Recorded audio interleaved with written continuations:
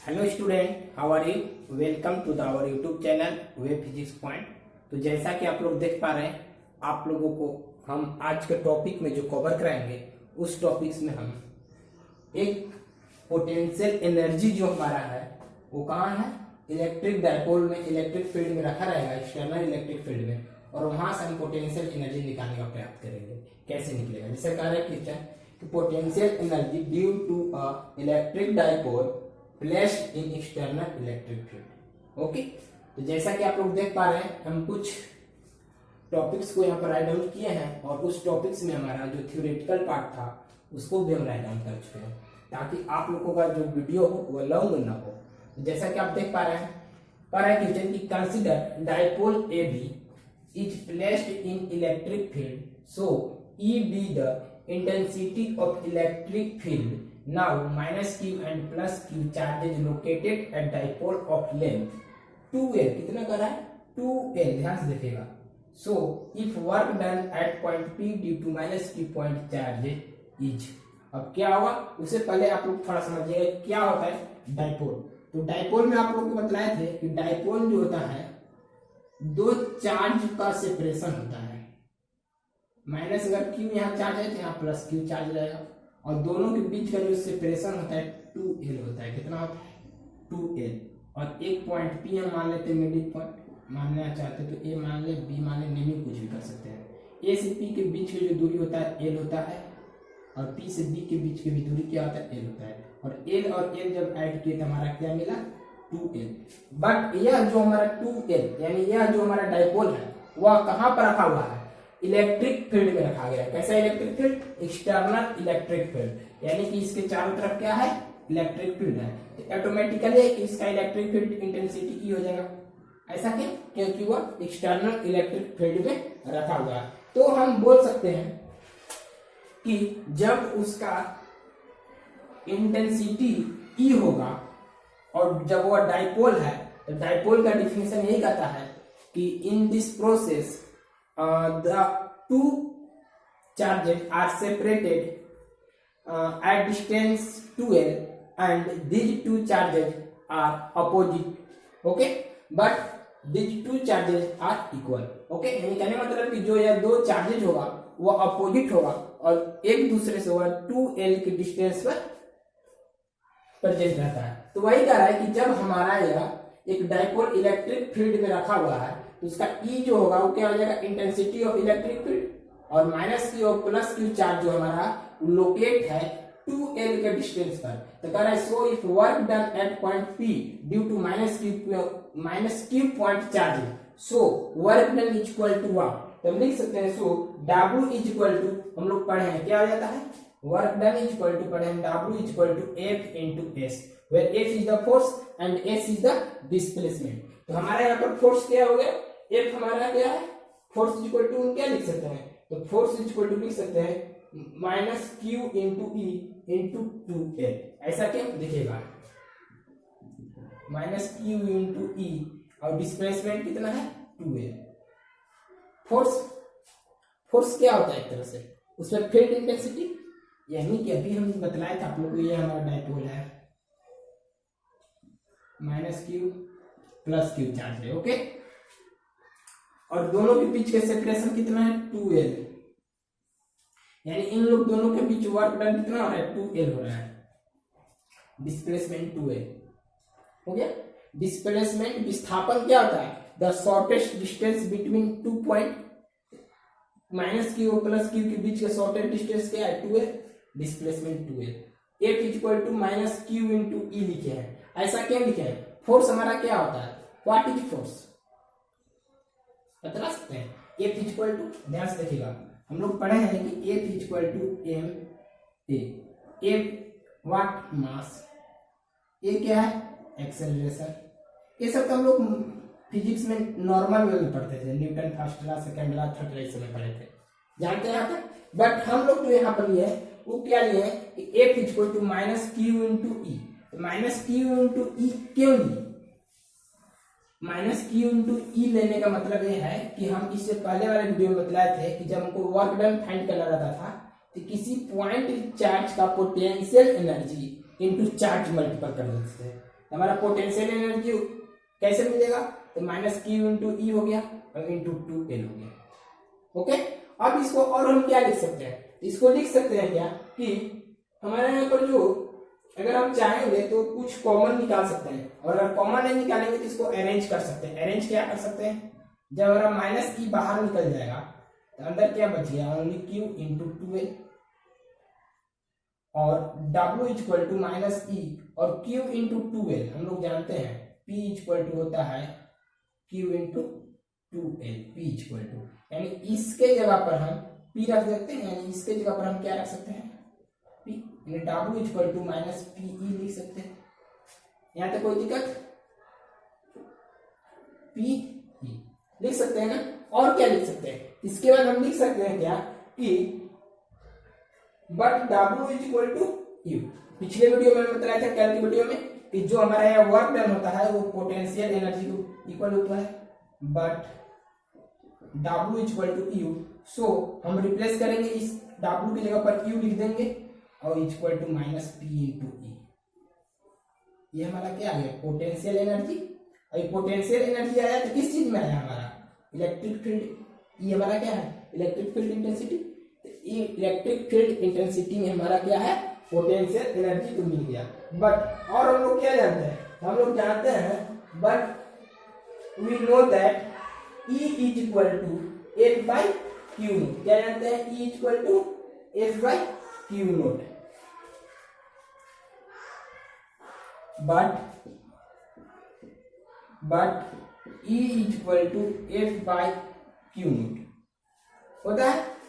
अगर हम बोले इसको कुछ रिप्लेस कर दे, वैल्यू क्या करें, वैल्यू को रिप्लेस करेंगे, तो जब रिप्लेस करेंगे तो हमारा क्या मिल सकता है, और जानते हैं कि बट Q इक्वल टू, यानी Q note equal to Q भी लिख सकते हैं। और क्या लिख सकते हैं, Q note equal to Q भी लिख सकते हैं, यानी Q नोट और Q हमारा दोनों क्या है, इक्वल है। और इसके बाद क्या लिख सकते हैं, इसके बाद हम लिख सकते हैं क्या, इस दोनों जो वैल्यू है, वैल्यू को जब हम इसमें रिप्लेस करेंगे तो रिप्लेस करने के बाद जो हमारा आंसर आएगा वो आ जाएगा F equal to minus Q into E. क्या आ जाएगा, माइनस क्यू इंटू ई। या फिर इसको और ऐसे भी लिख सकते हैं कि जब हम इस माइनस क्यू नोट को इसमें रिप्लेस करेंगे तो रिप्लेस करने पर हमारा क्या मिल सकता है,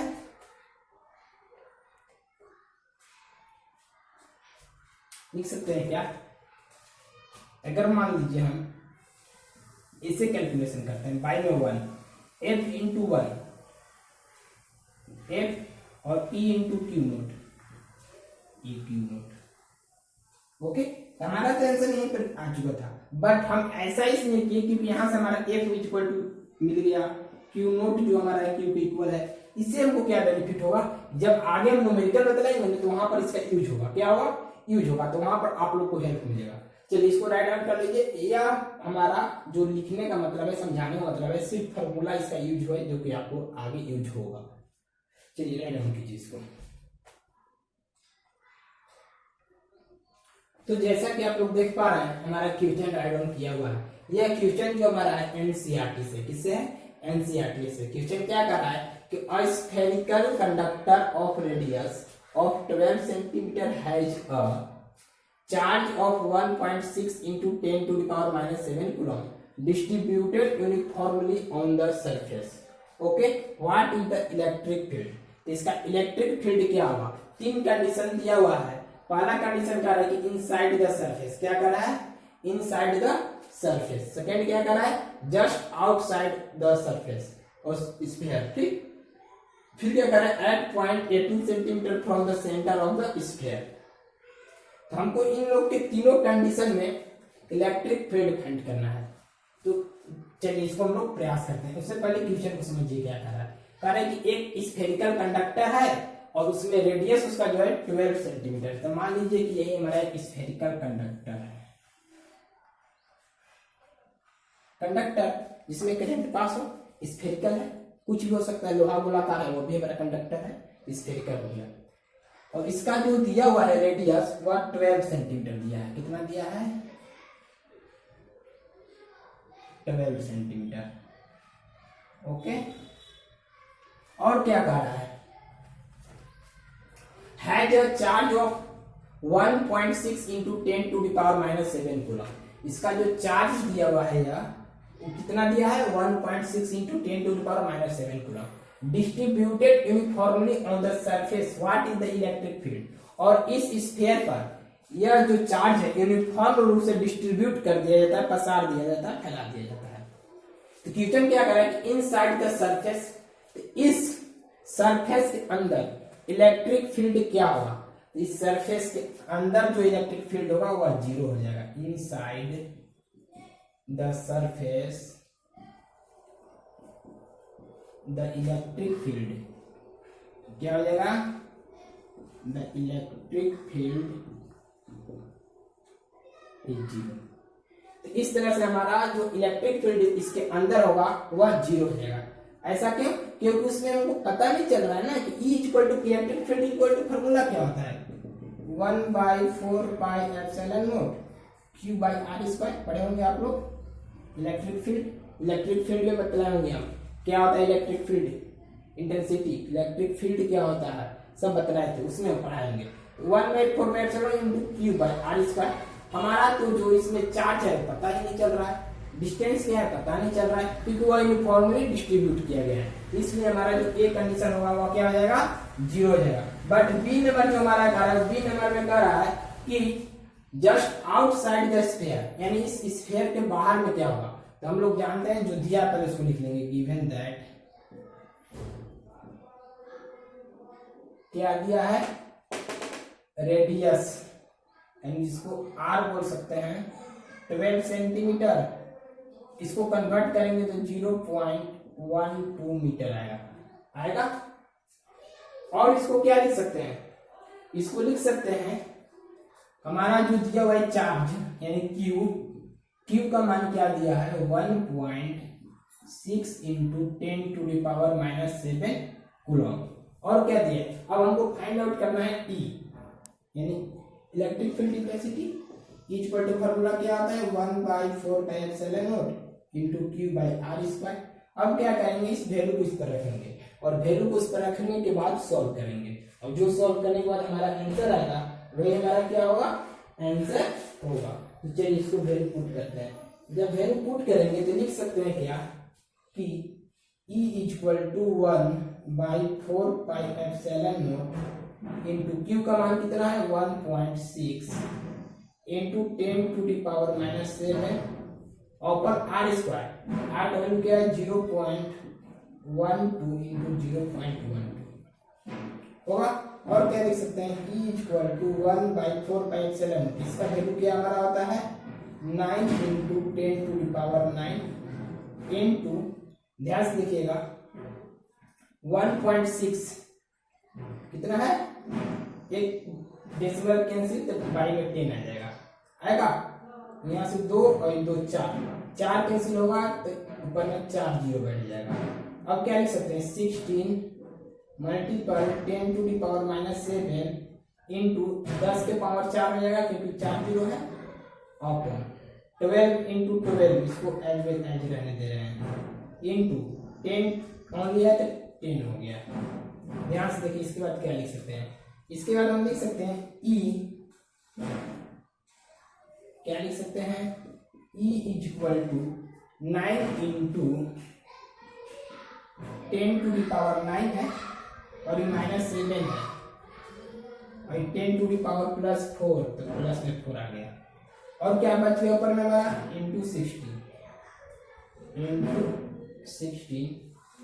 अपॉन 12 और 12, यानी इसको लिख सकते हैं हम लोग 12 इंटू 12 और एक जीरो है, एक जीरो जब ऊपर में जाएगा तो आप इसी में ऐड कर दे रहे हैं -1 कर दे रहे हैं इंटू 16, क्योंकि यह जो जीरो था जब ऊपर गया तो -1 हो गया। अब क्या लिख सकते हैं E इक्वल टू 9 इंटू 16 लिख दिए एज वेल एज।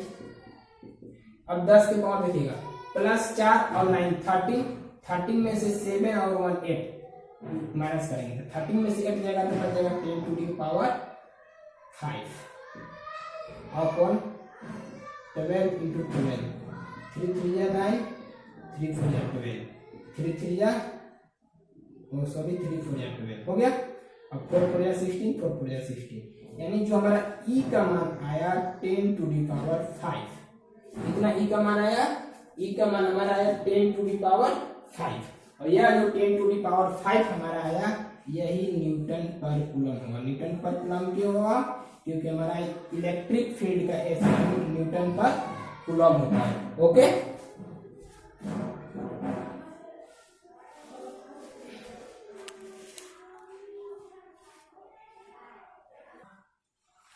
तो यहां तक हो गया। अब हमारा जो है क्वेश्चन नंबर 3 में आएंगे। क्वेश्चन नंबर 3 क्या है, राइट डाउन कर लिया आप लोग, इसे मिटाते हैं।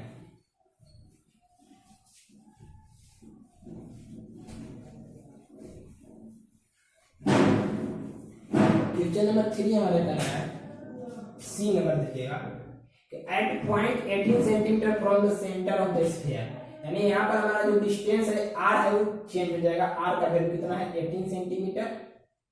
कितना है? 18 सेंटीमीटर। जब इसको मीटर में कन्वर्ट करेंगे तो 0.1 मीटर हो जाएगा, और बाकी चार्ज सेम रहेगा 1.6 into 10 to the power minus 7 coulomb. इसमें भी सेम फार्मूला वही हो जाएगा कि equal to 1/4 pi epsilon nought into q r square. अब देखिएगा क्या करते हैं, इसका वैल्यू कितना हमारा होता है? 9 into 10 to the power 9 into q का मान कितना है? 1.6 into 10 to the power minus 7, r square यानी 0.18 इंटू 0.18। और क्या लिख सकते हैं इसको? E equal to 9 into 10 to the power 9, और यहाँ से 1 0 कैंसिल, इंटू 10 हो गया, 2 2 4, 1 2 3 4 0 हो गया, 1 0 से 0 चलिए कैंसिल कर दिए। अब क्या बच गया? ऊपर में 16 into 10 to the power minus 7 into 1 2 3 0 है, इसको 10 के पावर 3 लिख देंगे। बाई में क्या है? 18 इंटू 18, क्योंकि 0 से 0 तो कैंसिल कर चुके थे। और क्या लिख सकते हैं? E इक्वल टू 9 इंटू 16 लिख देंगे एज वेल एज, हो गया, इंटू 10 टू दी पावर 9, ये माइनस 9 है, प्लस में 3 है, इसको प्लस 3 लिख देंगे। ऐसे की समझ आ रहा है? 10 के पावर 9 था, 10 के पावर 9 लिखे, 10 के पावर माइनस 7 था, माइनस में लिख दिए, 10 के पावर प्लस 3 था तो प्लस में लिख दिए, प्लस 3।